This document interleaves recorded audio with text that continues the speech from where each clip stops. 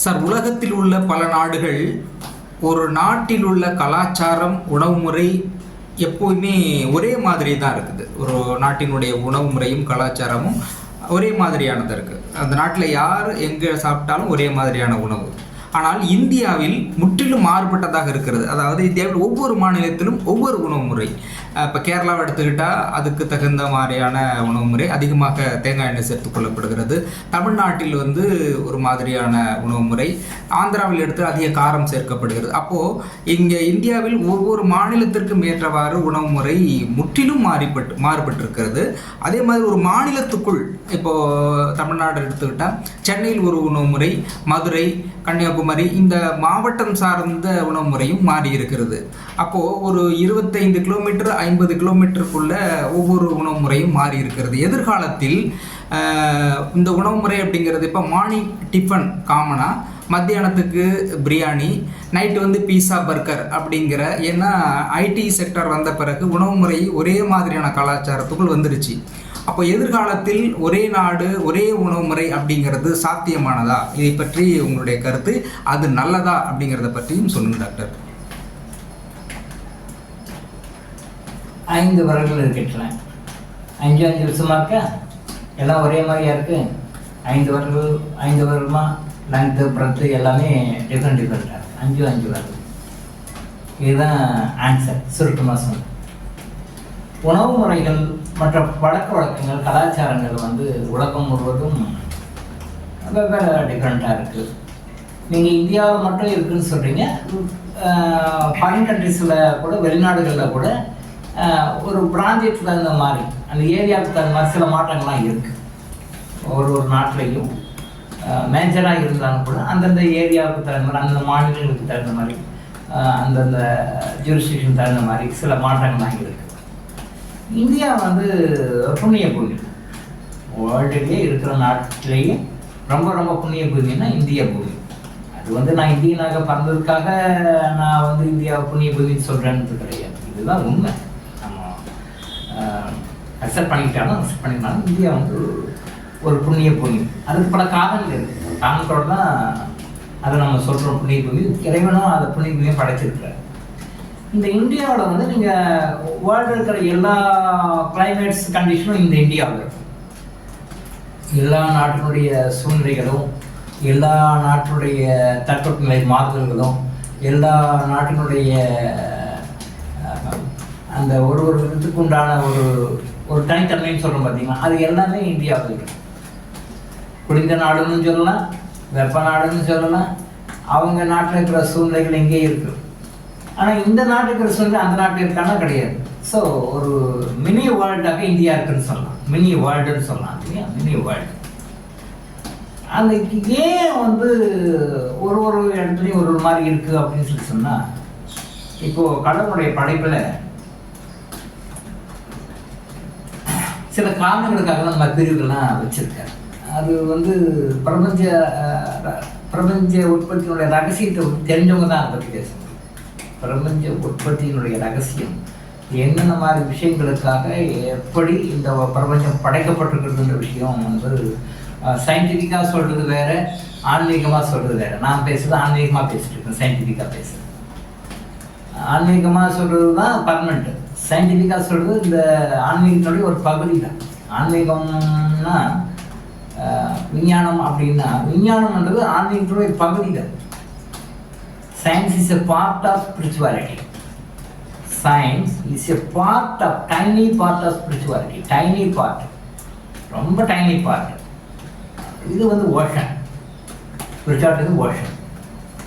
So விஞ்ஞானத்தோடைய பகுதி தான் ஆன்மீகத்தில் இருக்க முடியும். ஆன்மீகத்தோடைய பகுதி விஞ்ஞானத்தில் கிடையாது. விஞ்ஞானத்தோடைய பகுதி தான் ஆன்மீகத்தில். ஒரு மனிதன் அவன் பிறந்த இடத்துல இருந்து 50 கிலோமீட்டர் சரௌண்டிங்கில் கிடைக்கின்ற உணவுகளை உண்டு, அந்த 50 கிலோமீட்டர் சரௌண்டிங்கில் கிடைக்கிற மருந்துகளை உண்டார். மருந்து கூட உண்டாகும் தான் உணவு. அந்த உணவுகளை உண்டால் அவனுக்கு நோய் வராது. அப்படியே வந்தாலும் அந்த சரௌண்டிங்கில் கிடைக்கிற மருந்துகளை உண்டால் நோய் போயிடும். இதுதான் பிரபஞ்ச உற்பத்தியினுடைய கான்செப்ட். நம்ம அக்செப்ட் பண்ணிக்கிறோம், அக்செப்ட் பண்ணிக்க மாட்டோம், அதெல்லாம் மூட தம்பிக்கைன்றோம், அது அப்படின்றோம் இப்படின்றோம். நான் செவ்வாய் கிரகத்துக்கு போகிறேன், நான் சூரியனுக்கு போகிறேன், நான் ஜூபிட்டருக்கு போகிறேன்றது அது வேறு சமாச்சாரம். பட் ஒரு மனிதன் அவன் எந்த இடத்துல பிறந்திருந்தாலும் அந்த இடத்துல இருந்து 50 கிலோமீட்டர் சரௌண்டிங்குள்ள அவனுக்கு என்ன கிடைக்குதோ அந்த உணவை உண்டால் அவனுக்கு நோய்கள் கிடைக்கும். அப்படி அவனுக்கு சில காரணங்களால கர்மாவினாலேயோ மற்ற விஷயங்களாலேயோ சில நோய்கள் வந்தால் அதுக்குண்டான ரெமடியும் அந்த 50 கிலோமீட்டர் சரௌண்டிங் தான். இதுதான் இயற்கையினுடைய படைப்பின் முறை. ஆனால் மக்கள் இன்னைக்கு சம்மந்தம் இல்லாத என்டையர் டிஃப்ரெண்ட் கண்ட்ரிக்கு போயிட்டு அங்கேயே படிக்கிறதும் அங்கே வேலை செய்யறதும் அங்கே சம்பாதிச்சு சாப்பிட்றதும் பெருமைன்னு நினைக்கிறாங்க. மக்களுடைய மனப்பாங்க அப்படி ஆகிப்போச்சு. வெளிநாட்டுக்கு போய் படிக்கிறது பெருமை, வெளிநாட்டில் போயிட்டு சம்பாதிச்சு அங்கே வாழ்வது பெருமை, வெளிநாட்டு மாப்பிள்ளைக்கு பொண்ணு கொடுக்கறது பெருமை, வெளிநாட்டு மாப்பிள்ளையாக இருக்கிறது பெருமை. ஸோ அப்போ டிஸ்டன்ஸ் விட்டு டிஸ்டன்ஸ், ஏரியா விட்டு ஏரியா, கண்ட்ரி விட்டு கண்ட்ரி விட்டு போகிறது அப்படின்றது மக்களாக பழகிட்டாலும் அது பட் அக்கார்டிங் டு நேச்சர் பிரபஞ்ச விதிப்படி அது தவறு தான். இன்னைக்கு மாறி மாறி வர்றதுனால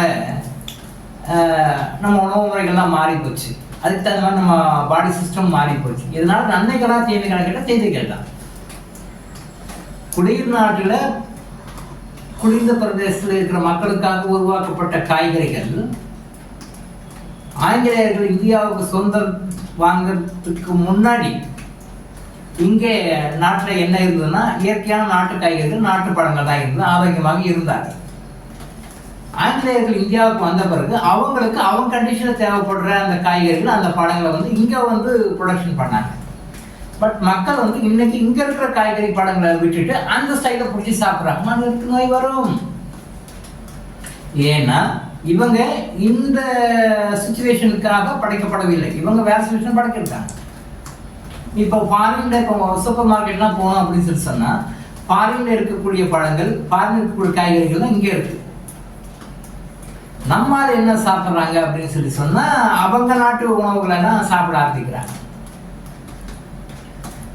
இது பிறந்தது இங்கே, இந்த நாட்டுக்கு தகுந்த மாதிரி தான் அவங்க அந்த உணவுகளையும் மருந்துகளையும் எடுத்துக்கணும், மாறாக மாறி எடுத்துக்கிறாங்க. இன்னைக்கு தவிர்க்க முடியாத சூழ்நிலை உலகம் மாறி இருக்கு, ரைட், ஓகே. அப்போ முடிஞ்ச வரைக்கும் நாம அதை மாற்றிக்கலாம் இல்லையா, மாறி போச்சு சூழ்நிலை. அப்போ நமக்கு தகுந்த மாதிரி நம்ம அடாப்ட் பண்ணிக்கணும். அப்போ நாம் என்ன பண்ண, முடிஞ்ச வரைக்கும் அந்த நாட்டு காய்கறிகளை அவாய்ட் பண்ணணும், உங்கள் நாட்டு காய்கறிகள் சாப்பிடணும், அந்த நாட்டு பழங்களை அவாய்ட் பண்ணணும், உங்கள் நாட்டு பழங்களை சாப்பிடணும். இவங்க என்ன நினைக்கிறாங்க, ஃபாரின்லேருந்து வாங்கி வந்த காய்கறி சூப்பர் காய்கறி சாப்பிட்டு சாப்பிட்றாங்க. படித்த மேல்தட்டு வர்க்கத்தில் அந்த நாட்டு பழங்கள் தான், இந்த பழங்கள்லாம் வேஸ்ட், அந்த நாட்டு பழங்களை நான் சாப்பிட்றேன் அப்படின்னு சொல்லி சாப்பிட்றேன். படித்த மேல்தட்டு வர்க்கத்தில், நல்லா நோட் பண்ணி, படித்த மேல்தட்டு வர்க்கத்தில். அப்படி இந்த பழங்கள்லாம் வேண்டாம். அவங்களுக்கெல்லாம் நோய்கள் இருக்கா பாருங்க. உங்களோட சாதாரணமாக இருக்கிற மக்களோட அவங்க நோய்கள் அதிகமாக இருக்கும், பிரச்சனைகள் அதிகமாக. பணம் இருக்கும், அது வேற. பட் நோய்கள் இல்லைன்னு சொல்ல முடியாது, மன கஷ்டங்கள், மன பிரச்சனை இல்லைன்னு சொல்ல முடியாது. நாம் சாப்பிட்ற உணவும், நாம் சாப்பிட்ற மருந்துகளும், நம்மளை சுற்றி இருக்கிற சூழ்நிலைகளும் நம்ம உடல், மனம், ஆத்மா மூணையும் மாற்றுதுன்ற விஷயத்த அவங்க மறந்து விட்டாங்க. ஸோ இதுலேருந்து நாம் சொல்ல வர கருத்து என்ன அப்படின்னு சொன்னால், அந்தந்த நாட்டில் அந்தந்த ஏரியாவில் அந்தந்த சூழ்நிலைக்கு ஏற்ற உணவுகளையும் மருந்துகளையும் எடுத்துக்கொள்ள வேண்டும். அதை மீறி ஆப்போசிட்டாக இயற்கைக்கு பொருளாக நம்ம போனால் இயற்கை நம்மை தண்டிக்கும். இயற்கையினுடைய தண்டனையில் இருந்து நாம் தப்பிக்க முடியாது. இயற்கைன்னா நீங்கள் கடவுள்னு எடுத்துக்கோங்க, இயற்கைன்னு எடுத்துக்கோங்க, எப்படி எடுத்துக்காங்க சரி. இயற்கை இயற்கை தான். we never conquer nature. இயற்கையை நாம் என்னைக்கு வெல்ல முடியாது. இயற்கையை நாம் இணைந்து போகணும். Life in tune with nature, life in tune with nature. இயற்கையோடு எய்ந்த வாழ்வு நமக்கு என்னைக்கு சந்தோஷத்தை கொடுக்கும். இயற்கை எதிர்த்த வாழ்வு இன்னைக்கு நம்ம நிறைய வகையில் சஃபர் ஆகிட்டோம். நீங்கள் நம்ம சஃபரிங்கெல்லாம் பாருங்கள், வேர்ல்டு வைடு எந்த வகையெல்லாம் இயற்கைக்கு ஆப்போசிட்டாக நம்ம போயிட்டு இருக்கோன்றது நம்ம உணராமல் நம்ம ஆப்போசிட்டாக போயிட்டுருக்கோம். இயற்கையை மதிக்கலை, இயற்கையை நாம் ஓவர்டேக் பண்ணுறோம், இயற்கையை நம்ம ஓவர் ரூல் பண்ணுறோம். அந்த மாதிரி இயற்கையை நம்ம ஓவர் ரூல் பண்ணும் பொழுது இயற்கை நமக்கு தண்டனை பல வகையில் சைலண்ட்டாக கொடுக்குது, நம்ம சஃபர் ஆகிட்டோம். இன்னைக்கு குளோபல் வார்மிங் அப்படின்றது இயற்கை நாம் செய்கிற தப்புகளுக்கு கொடுத்த ஒரு தண்டனை தான். அதை நம்ம புரிஞ்சிக்காம விளையாட்டுறோம். ஸோ எந்தெந்த நாட்டில் எந்தெந்த ஏரியாவில் அந்த உணவு பழக்கம் என்ன இருக்கோ, அங்கே உணவு முறை என்ன இருக்கோ, அங்கே மருத்துவ முறை என்ன இருக்கோ அதை ஃபாலோ பண்ணோம்னா ரொம்ப நல்லது. அதுதான் சிறப்பானது. டாக்டர் இளங்கோ ஆயுஷ் ஹாஸ்பிட்டல் வழங்கும் விழிப்புணர்வு இது. தொடர்ந்து இது மாதிரி பல அவேர்னஸ் வீடியோக்களை பார்க்க நம்ம சேனலை சப்ஸ்கிரைப் பண்ணிட்டு பெல் பட்டனை ப்ரெஸ் பண்ணுங்க.